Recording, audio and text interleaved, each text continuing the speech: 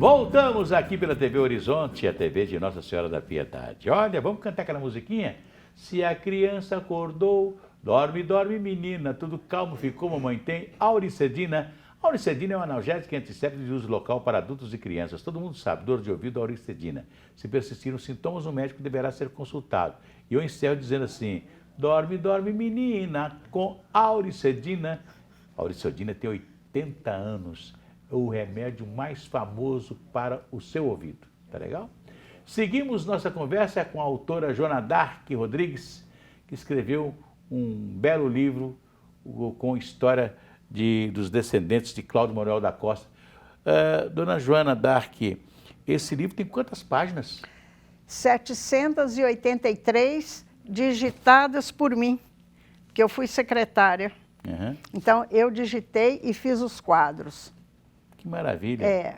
Graças a Deus eu pude digitar, porque ele é um livro diferente, até na formatação, entendeu? Então aí que eu que decidia onde que vai tal foto, onde que vai tal pessoa, e organizei os quadros, que os quadros de uma certa... Você já entregou mastigado, que você só fez o trabalho de editoração do livro todo. Isso. E o quadro, de uma certa maneira, ele sintetiza uma descendência, entendeu? Então, tem cada família com seus filhos, o índice, tudo organizado.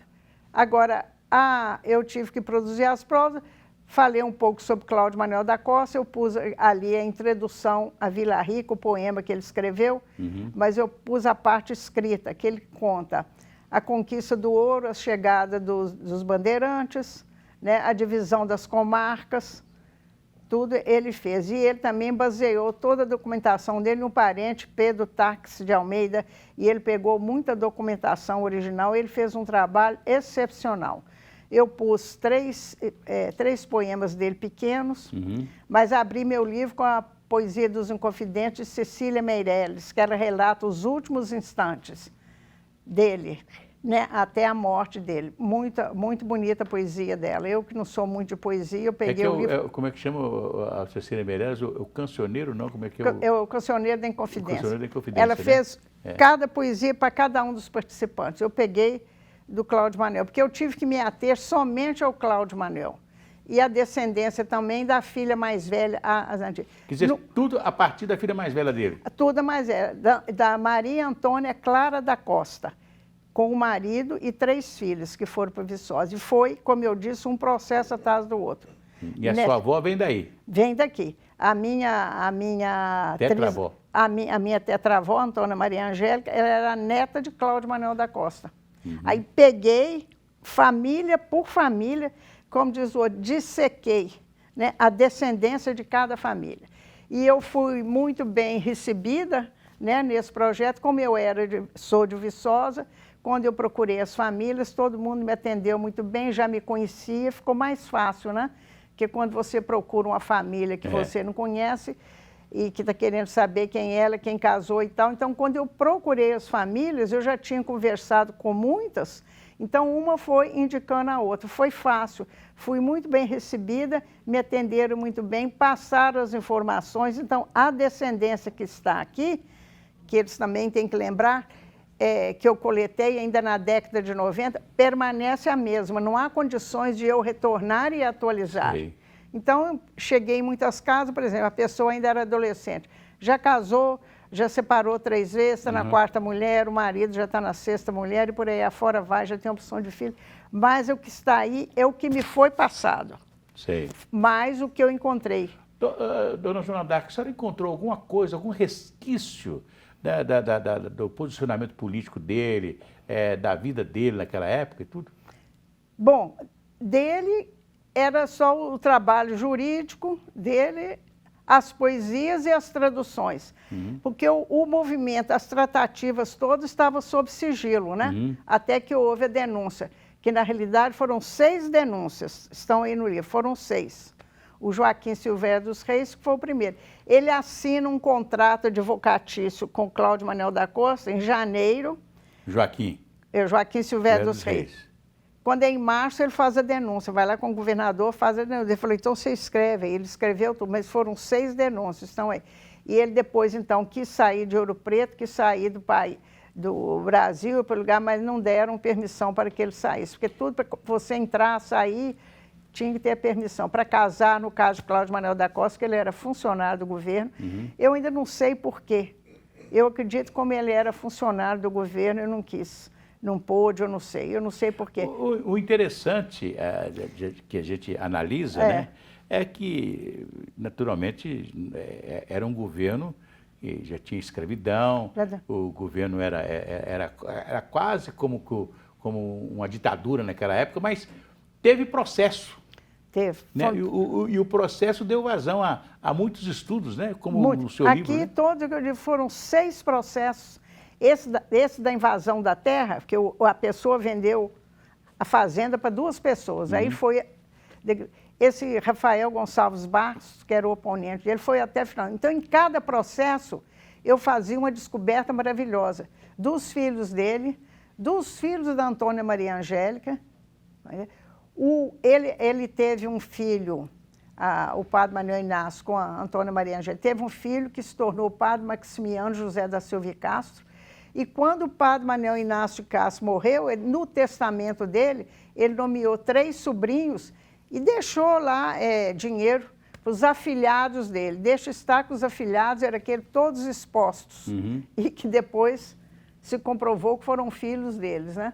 Então, esse Maximiano, depois, ele foi padre e depois ele pleiteou o título de cônego da Capela Imperial. Era um título honorífico. Sim. E foi com a intercessão de Dom Viçoso, que ele nomeou como inventariante dele, né? Então, esse eu achei. O Feliciano Manuel da Costa, que era filho de Cláudio Manuel da Costa, era pintor, né? E as leis eram severíssimas, é só pegar o Código Filipino, o livro 5º das ordenações, haja vista a execução, o que foi, né? Porque verdade. Se você vai olhar hoje, é a barbárie, mas com os crimes que são cometidos hoje, acho que não fica devendo muito a antiguidade, não, sabe? Parece que nós estamos voltando, né? Não, Deus me livre.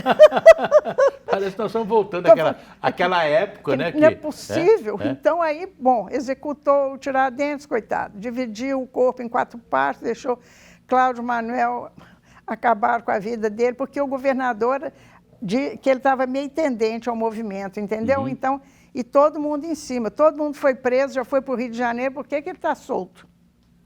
Aí prenderam ele. Aí foi lá o inimigo dele, né? Prendeu. Aí sai num livro de Augusto de Lima Júnior, falando que, então, o soldado, esse Pardelo, mandou os soldados lá na fazenda da Vargem, matou a filha de Cláudio Manuel da Costa, matou o filho, o genro, matou as filhas, e não é verdade. Não é verdade. Porque eles sobreviveram, né? E a história está aí para provar, né? Estou eu aqui para contar, né? Porque como eu disse, em cima de processo, então você não pode negar. E essa é o grande trunfo do livro, que eu tenho recebido muitos cumprimentos a respeito disso, da quantidade de provas que eu juntei, e tinha que ser, né? Dona Joana d'Arc, o seu livro é muito interessante, são 700 e tantas páginas, né?